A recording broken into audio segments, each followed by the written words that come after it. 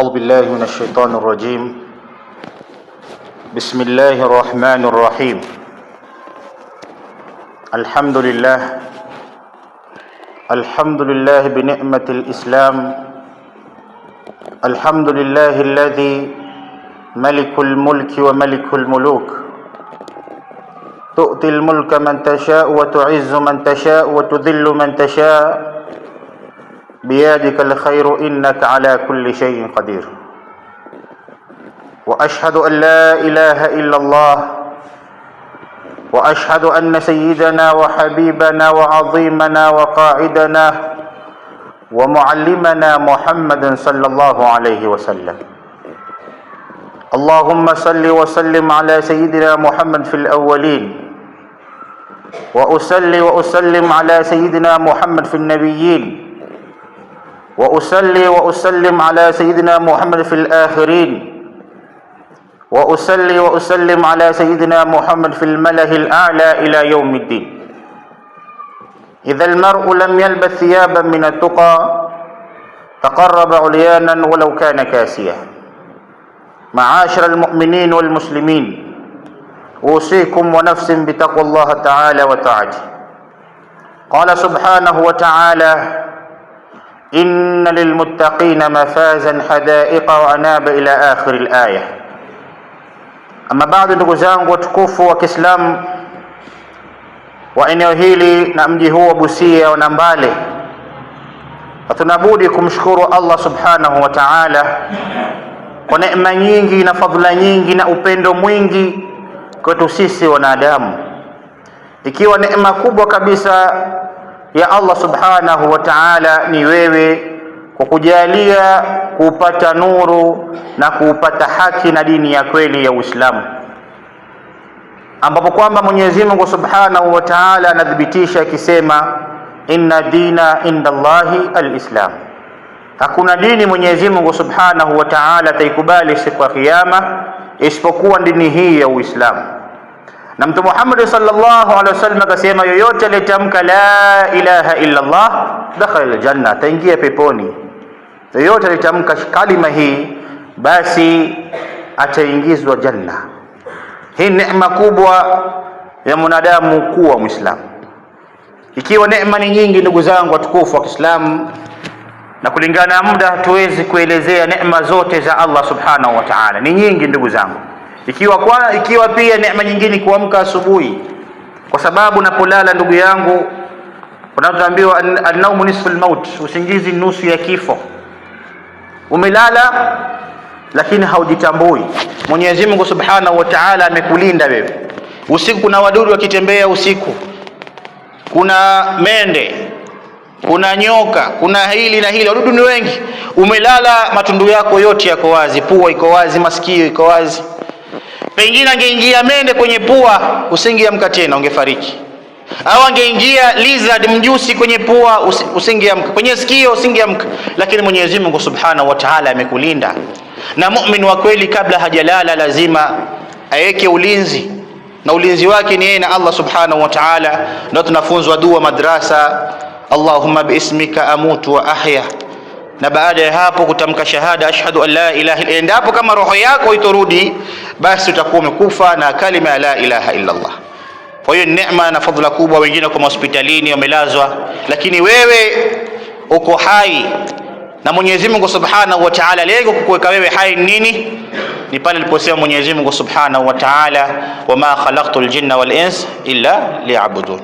Mwenyezi Mungu amekuweka hai mpaka sasa hivi, amekupa umri miaka 20, miaka 30, miaka 40. Lengo la Allah subhanahu wa ta'ala, lengo lake kukupa umri wote ni kumwabudu yeye Allah subhanahu wa ta'ala. Lengo ni hilo pekee yake duniani. Hama mengine ya kazi ni mengine hivi. Ukimtegemea Mwenyezi Mungu subhanahu wa ta'ala, anakuambia Mwenyezi Mungu subhanahu wa ta'ala atakuruzuku pasi na wewe kufahamu. Leo ukiangalia hawa ndege, hawa dudu, nani anawapa riziki? Ni Mwenyezi Mungu subhanahu wa ta'ala. Tuseme alhamdulillah.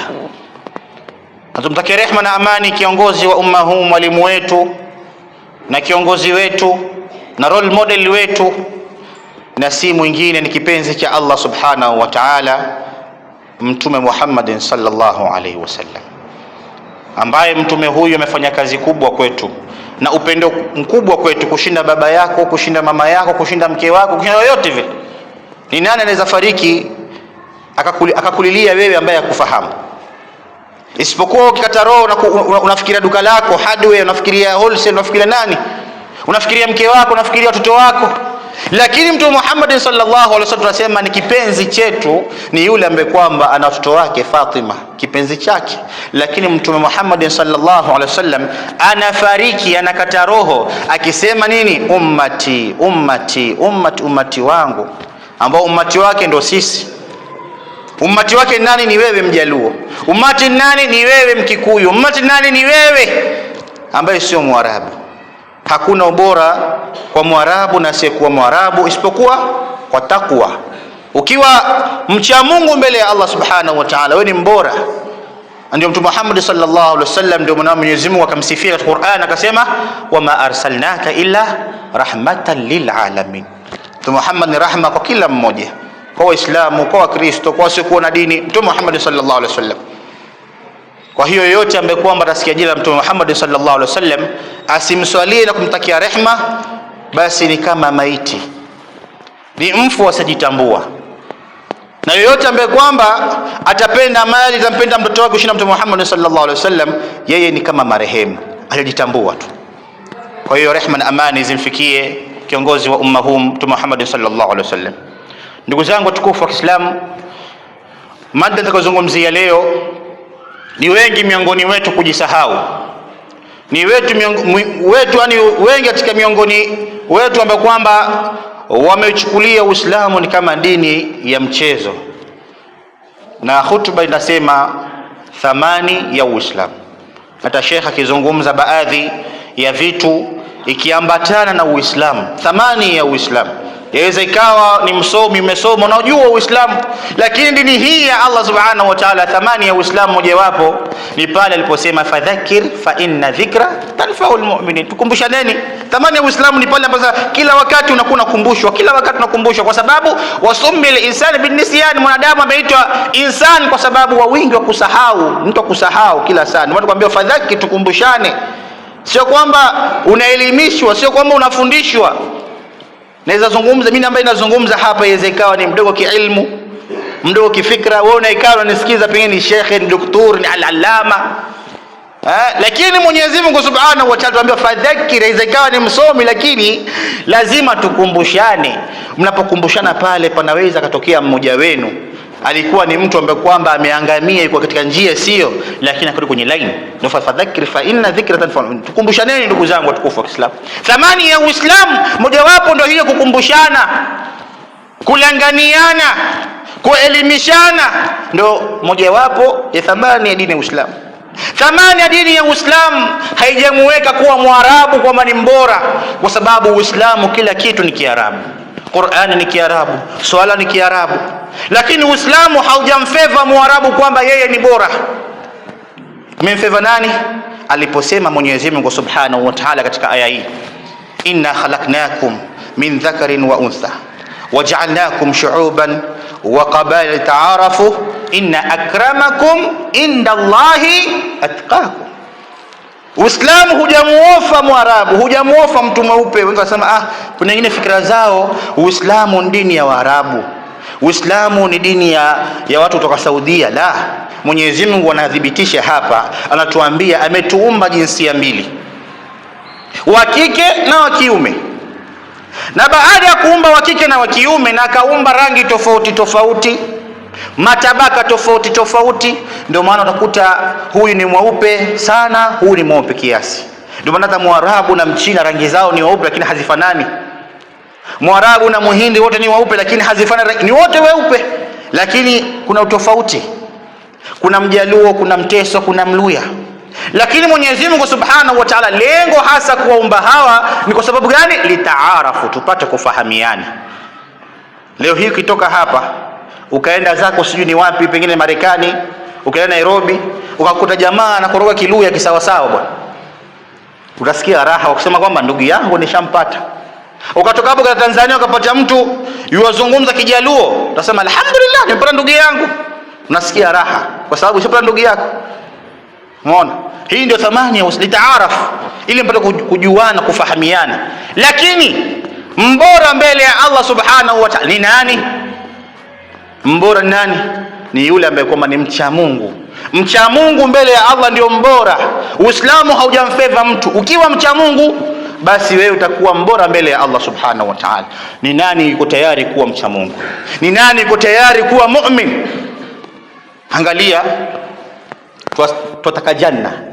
Kuna siku moja nilikuwa msikiti fulani nikitoa hutuba, nikauliza ni wangapi wanataka kuingia janna? Hata singuliza sasa hivi kila mmoja atanyanyua mikono juu. Kweli uongo? Hakuna anayetaka kuingia, ambaye hataki kuingia peponi hapa. Kila mmoja atakuja Firdaus. Lakini swali linakuja la pili, ni wangapi wanataka kufa? Haya, hapo ndo kuna shughuli. Lakini mtu anasahau kwamba peponi hauingii mpaka ufe kwanza. Na kufa huku ndio pale sasa unahesabiwa umefanya nini wewe duniani, umefanya mambo gani ukiwa hai, ndio uingie wapi?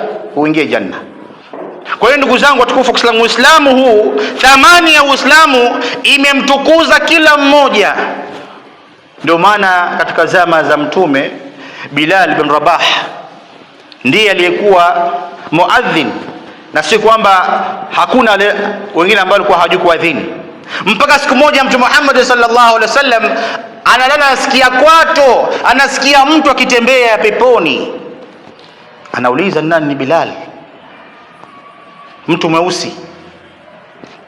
Lakini watu hawajui Uislamu. Waona Uislamu bana, ukijua Kiarabu ni hivyo. Kuna baadhi ya watu mpaka leo hii wakiona mtu ni kabila fulani ni Muislamu, ni kafiri. Kuna mtu mpaka mkiswali naye kwenye swafu, ukikushesha miguu yuatoa miguu. Kwa sababu gani? Rangi yako nyeusi, utamchafua. Lakini nasahau kwamba sote hapa ni udongo. Khalaqna min turab wa mashayna fawqa turab wa sanaduna tahta turab. Sote tumeumbwa na udongo na tunatembea juu ya udongo, na mwisho wetu tutaishi na tutaishi milele chini ya udongo. Kwa hiyo ndugu zangu watukufu wa Kiislamu, thamani ya Uislamu imemweka kila mmoja level. Msikiti huu ungelikuwa umejaa, msikiti umejaa mpaka nje. Mathalan, natolea mfano, rais wetu wa Kenya Mheshimiwa Ruto angelikuwa ni Muislamu na msikiti umejaa mpaka nje, hawezi ukaamini ataswali kwenye mchanga kule kule nje. Hakuna sehemu special kwenye msikiti. Ukiingia umekuwa level, urais wako ni nje, ugavana wako ni nje, UMC wako ni nje. Ukiingia msikitini kila mmoja yuko level. Kila mmoja yuko level.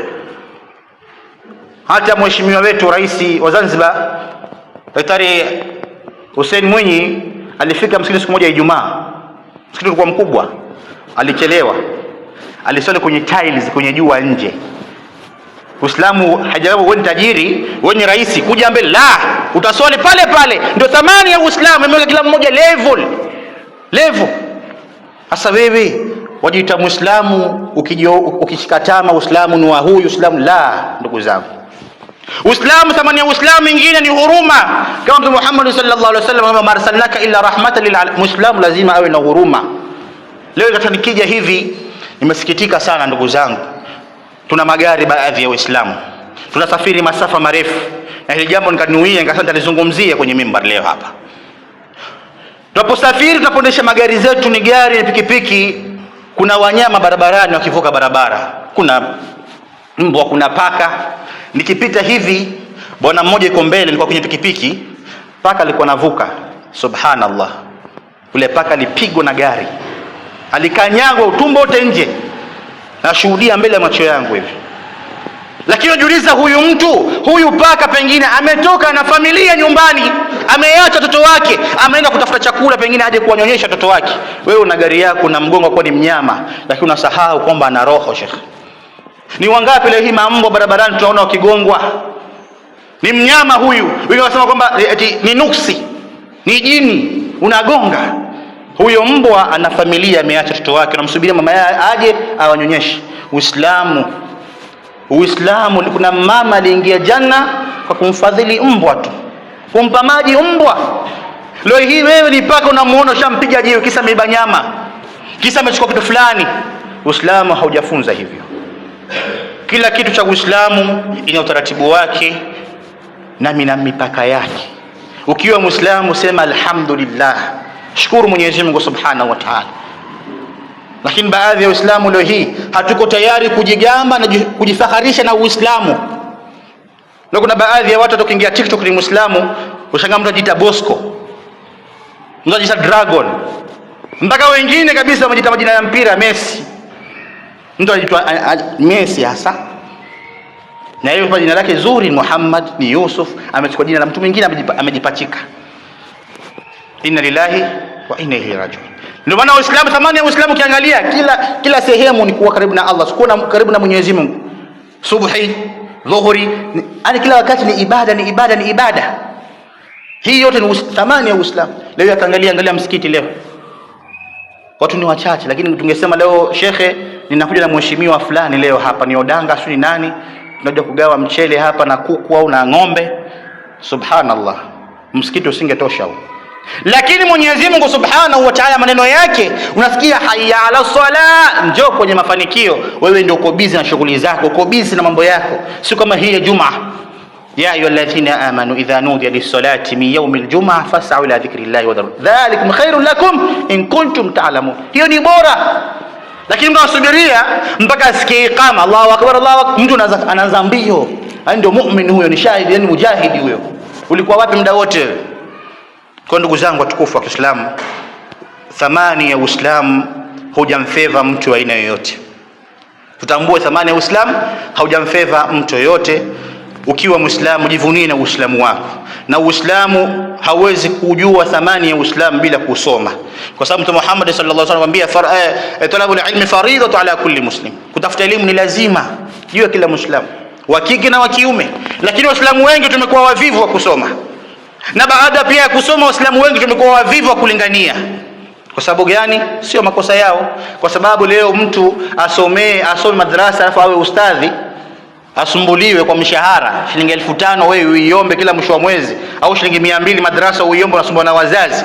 Wazazi wenyewe wengine mpaka wanakuitia blacklist, wanakublock kisa shilingi 500 tu. Lakini shuleni huko 50,000 na 60 na 70 huko zinaenda. Na sasa hivi kuna CBC, kuna kuku na mambo peleke huko, kuna sio kitu gani upeleke huko. Lakini madrasa ukiambia jamani kuna safari ya musabaka, kwenda hata kuna musabaka kimaiti mwezi wa 8. Ukiambia kuna safari ya musabaka, wazazi tuchangiane bali tupate usafiri watoto wakashiriki Qur'an, mzazi hana yeye. Lakini masuala mengine sio ya music, sio taarabu, sio talent, mzazi yuko na pesa. After ukifa ndio kusumbua ustadhi. Imamu yuko wapi? Aje kukuzika. Shekhe, ziko na mwanao, ziko na mtoto wako, msomeshe mtoto wako akuzike. Na huyo shekhe akija kwako na haki umlipe. Wewe akamwambia mashaka chukua pesa kwenye matanga, la, na haki umlipe shekhe, kwa sababu anaacha shughuli zake. Wewe uita shekhe nyumbani kwako akusomee dua, kufanya kila kitu, unampa pilau, anamwambia shekhe maa salam, kwani nakwambia pilau hali kwake shekhe. Lazima utoe kitu umpe, na sio ombi. Ndio maana mashekhe wengi wanaonekana kama omba. Thamani ya Uislamu ni ile sasa pale Muhammad sallallahu alaihi wasallam, masahaba wako waliobakia ni hao mashekhe madaia, lazima tuwathamini, lazima tuwaheshimu, lazima tuwaeke level ya juu. Vinginevyo maisha yatakuwa magumu, na hiyo litawaka kali, mtafanya maandamano, mtachuma magari, lakini maisha yabaki pale pale. Turudi kwa Allah subhanahu wa ta'ala.